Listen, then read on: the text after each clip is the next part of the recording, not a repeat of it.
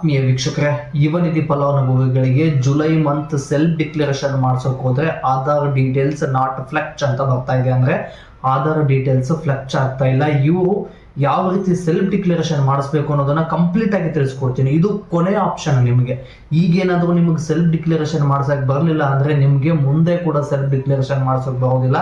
ನೀವು ನೇರವಾಗಿ ಯುವ ನಿಧಿ ಆಫೀಸ್ಗೆ ರೀ ಅಪ್ಲಿಕೇಶನ್ ಅರ್ಜಿಯನ್ನು ಕೊಟ್ಟು ವೆರಿಫಿಕೇಶನ್ ಅನ್ನ ಕಂಪ್ಲೀಟ್ ಮಾಡಿಸ್ಕೋಬೇಕು. ಅಂದ್ರೆ ಮಾತ್ರ ನೆಕ್ಸ್ಟ್ ಮಂತ್ ಇಂದ ಸೆಲ್ಫ್ ಡಿಕ್ಲರೇಷನ್ ಮಾಡ್ಸಕ್ ಬರುತ್ತೆ.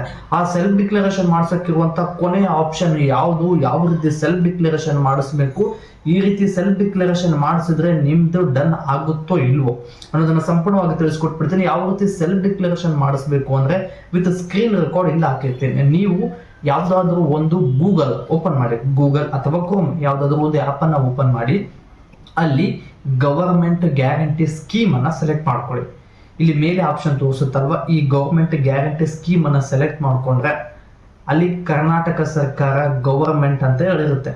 ಅದನ್ನ ಕ್ಲಿಕ್ ಮಾಡಿ. ಅದನ್ನ ಕ್ಲಿಕ್ ಮಾಡಿದ ತಕ್ಷಣ ಇದು ಗವರ್ಮೆಂಟ್ ಇಂದ ಉಚಿತ ಯೋಜನೆ, ಗ್ಯಾರಂಟಿ ಯೋಜನೆಗಳನ್ನ ಜಾರಿಗೆ ತಂದಿದ್ದಾರಲ್ವಾ, ಈ ಪೇಜ್ಗೆ ಕರ್ಕೊಂಡು ಹೋಗುತ್ತೆ. ಇಲ್ಲಿ ಯುವ ನಿಧಿಯನ್ನ ಸೆಲೆಕ್ಟ್ ಮಾಡ್ಕೊಳ್ಳಿ. ಇಲ್ಲಿ ಯುವ ನಿಧಿಯನ್ನ ಸೆಲೆಕ್ಟ್ ಮಾಡಿಕೊಂಡ್ರೆ ನೆಕ್ಸ್ಟ್ ನಿಮ್ಗೆ ಸೇವಾ ಸಿಂಧು ಪೋರ್ಟಲ್ಗೆ ಕರ್ಕೊಂಡು ಹೋಗುತ್ತೆ. ಅಂದ್ರೆ ನೀವು ಯೂಸರ್ ID, ಪಾಸ್ವರ್ಡ್ ಅನ್ನ ಹಾಕಿ OTP ಅನ್ನ ಎಂಟರ್ ಮಾಡಿ ಕ್ಯಾಪ್ಚರ್ ಅನ್ನ ಎಂಟರ್ ಮಾಡ್ತಿದ್ರಲ್ವ, ಈ ಪೇಜ್ಗೆ ಕರ್ಕೊಂಡು ಹೋಗುತ್ತೆ. ಇಲ್ಲಿಂದ ನಿಮಗೆ ಯಾವ ರೀತಿ ಸೆಲ್ಫ್ ಡಿಕ್ಲರೇಷನ್ ಮಾಡಿಸ್ಬೇಕು ಅನ್ನೋದು ಸಂಪೂರ್ಣವಾಗಿ ಗೊತ್ತಿದೆ. ಅಲ್ಲಿ ನೀವು ಹೋಗಿ ಮಾಸಿಕ ಅಂದ್ರೆ ಸ್ವಯಂ ಘೋಷಣೆಯನ್ನ ಸೆಲೆಕ್ಟ್ ಮಾಡಿಕೊಂಡು ನೀವು ಆಧಾರ್ ಕಾರ್ಡ್ ಡೀಟೇಲ್ಸ್ ಅನ್ನ ಎಂಟ್ರಿ ಮಾಡಿ OTP ಅನ್ನ ಎಂಟ್ರಿ ಮಾಡಿದ್ರೆ ಸೆಲ್ಫ್ ಡಿಕ್ಲರೇಷನ್ ಡನ್ ಆಗುತ್ತೆ. ಈಗ ಬಹಳಷ್ಟು ವಿದ್ಯಾರ್ಥಿಗಳು ಕಮೆಂಟ್ ಕೂಡ ಮಾಡಬಹುದು, ಈ ರೀತಿ ನಾನು ಮೊದಲು ಟ್ರೈ ಮಾಡಿದ್ದೀನಿ, ಸೆಲ್ಫ್ ಡಿಕ್ಲರೇಷನ್ ಆಗ್ತಾ ಇಲ್ಲ, ಏನು ಮಾಡಬೇಕು?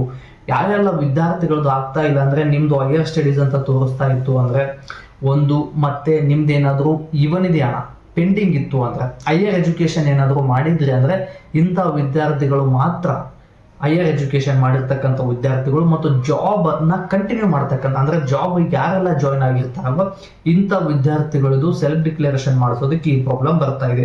ಈ ಯಾವ ರೀಸನ್ ಕೂಡ ನಂದಿಲ್ಲ, ಆದ್ರೂ ಕೂಡ ಇದೇ ಪ್ರಾಬ್ಲಮ್ ಬರ್ತಾ ಇದೆ. ಅಂದ್ರೆ ಆನ್ಲೈನ್ ನಲ್ಲಿ ಇದಕ್ಕೆ ಸೊಲ್ಯೂಷನ್ ಇಲ್ಲ. ನೀವು ಎಷ್ಟೇ ವೇಟ್ ಮಾಡಿದ್ರು ಕೂಡ ಸೆಲ್ಫ್ ಡಿಕ್ಲರೇಷನ್ ಮಾಡಿಸೋಕೆ ಬರೋದಿಲ್ಲ.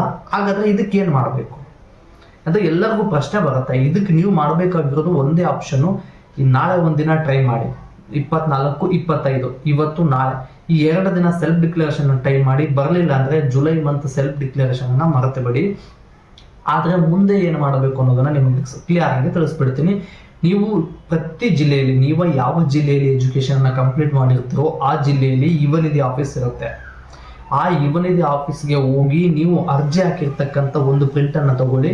ಅದರ ಜೊತೆಗೆ ನಿಮ್ಮ KYC ಅಂದ್ರೆ ಆಧಾರ್ ಕಾರ್ಡ್ ಅನ್ನ ಮತ್ತು ನೀವು ಎಜುಕೇಶನ್ ಡಿಗ್ರಿ ಮುಗಿದಿರುತ್ತಲ್ವ ಆ ಎಲ್ಲ ಇಯರ್ದು ಮಾರ್ಕ್ಸ್ ಕಾರ್ಡ್ ಅನ್ನ ತಗೊಂಡು, ಈ ರೀತಿ ನಾನು ಹೈಯರ್ ಎಜುಕೇಶನ್ ಕೂಡ ಮಾಡ್ತಾ ಇಲ್ಲ, ನಂದು ಜಾಬ್ಗೂ ಕೂಡ ಜಾಯ್ನ್ ಆಗಿಲ್ಲ, ಆದರೂ ಕೂಡ ಆಧಾರ್ ಡೀಟೇಲ್ಸ್ ಫ್ಲೆಕ್ಚ್ ಆಗ್ತಾ ಇಲ್ಲ ಅಂತೇಳಿ ಒಂದು ರಿಕ್ವೆಸ್ಟ್ ಲೆಟರ್ ಅನ್ನ ಕೊಟ್ರೆ ಅವರು ನಿಮ್ಮ ಅರ್ಜಿಯನ್ನ ರಿವೆರಿಫಿಕೇಶನ್ಗೆ ಅಪ್ಲೈ ಮಾಡ್ತಾರೆ. ಅಪ್ಲೈ ಮಾಡಿದ್ರು ಅಂದ್ರೆ ಅದೇನಾದರೂ ವೆರಿಫಿಕೇಶನ್ ಕಂಪ್ಲೀಟ್ ಆಯಿತು ಅಂದ್ರೆ ನೆಕ್ಸ್ಟ್ ಜುಲೈ ಆದಮೇಲೆ ಆಗಸ್ಟ್ ತಿಂಗಳಿಂದ ಆರಾಮವಾಗಿ ಸೆಲ್ಫ್ ಡಿಕ್ಲರೇಷನ್ ಅನ್ನು ಮಾಡಿಸಬಹುದು. ಇದಿಷ್ಟು ಯುವ ನಿಧಿ ಫಲಾನುಭವಿಗಳಿಗೆ ಆಧಾರ್ ಕಾರ್ಡ್ ಡೀಟೇಲ್ಸ್ ಫ್ಲೆಕ್ಚ್ ಆಗ್ತಾ ಇಲ್ಲ ಅನ್ನೋ ವಿದ್ಯಾರ್ಥಿಗಳಿಗೆ ಬಂದಿರತಕ್ಕಂಥ ಅಪ್ಡೇಟ್ ಸ್ನೇಹಿತರೆ. ಮತ್ತು ಇನ್ನು ಕೆಲವೊಂದಿಷ್ಟು ವಿದ್ಯಾರ್ಥಿಗಳ ಕಮೆಂಟ್ ಕೂಡ ಮಾಡ್ತಾ ಇದ್ರೆ ಏನು ಅಂದ್ರೆ ಹಳೆ ವಿಡಿಯೋ ಮಾಡಿದಾಗ ಅಲ್ಲಿ ಕೆಲವೊಂದಿಷ್ಟು ವಿದ್ಯಾರ್ಥಿಗಳಿಗೆ ವರ್ಕ್ ಆಗಿಲ್ಲ, ಆಧಾರ್ ಕಾರ್ಡ್ ಡೀಟೇಲ್ಸ್ ಫ್ಲೆಕ್ಚ್ ಆಗಿಲ್ಲ. ಆ ವಿದ್ಯಾರ್ಥಿಗಳಿಗೂ ಕೂಡ ಇದೇ ಸಮಸ್ಯೆ ಇರುತ್ತೆ. ಹೀಗಾಗಿ ಆದಷ್ಟು ಬೇಗ ಹೋಗಿ ಇದೊಂದು ಮೆಥಡ್ ಅನ್ನ ಚೆಕ್ ಮಾಡ್ಕೊಳ್ಳಿ. ಸೆಲ್ಫ್ ಡಿಕ್ಲರೇಷನ್ ಡನ್ ಆದ್ರೆ ಓಕೆ, ಸೆಲ್ಫ್ ಡಿಕ್ಲರೇಷನ್ ಆಗ್ಲಿಲ್ಲ ಅಂದ್ರೆ ಯುವ ನಿಧಿ ಆಫೀಸ್ಗೆ ಹೋಗಿ ರಿವೆರಿಫಿಕೇಶನ್ಗೆ ಅಪ್ಲೈ ಮಾಡಿ. ನಿಮ್ದು ಯುವ ನಿಧಿ ಹಣ ಕಂಟಿನ್ಯೂ ಆಗುತ್ತೆ. ಮತ್ತು 2 ವರ್ಷ ಪಡ್ಕೊಂಡಿರೋ ವಿದ್ಯಾರ್ಥಿಗಳಿಗೂ ಕೂಡ ಆಧಾರ್ ಕಾರ್ಡ್ ಡೀಟೇಲ್ಸ್ ಫ್ಲೆಕ್ಚ್ ಆಗ್ತಾ ಇಲ್ಲ, ನೆನಪಿರ್ಲಿ. ಮತ್ತೆ ಇದೇ ರೀತಿಯಾಗಿ ನಾನು ಹೆಚ್ಚಿನ ವಿಡಿಯೋ ಮಾಡಲು ನಿಮ್ಮ ಪ್ರೋತ್ಸಾಹದ ಅವಶ್ಯಕತೆ ಇದೆ. ಈ ಪ್ರೋತ್ಸಾಹವನ್ನ ವಿಡಿಯೋಗೆ ಲೈಕ್, ಶೇರ್, ಕಮೆಂಟ್, ಸಬ್ಸ್ಕ್ರೈಬ್ ಮಾಡ್ಕೊಳ್ಳೋದ್ರ ಮೂಲಕ ಸಪೋರ್ಟ್ ಮಾಡಿ ಅಂತ ಹೇಳ್ತಾ ಮತ್ತೆ ಮುಂದಿನ ವಿಡಿಯೋದಲ್ಲಿ ಸಿಗೋಣ.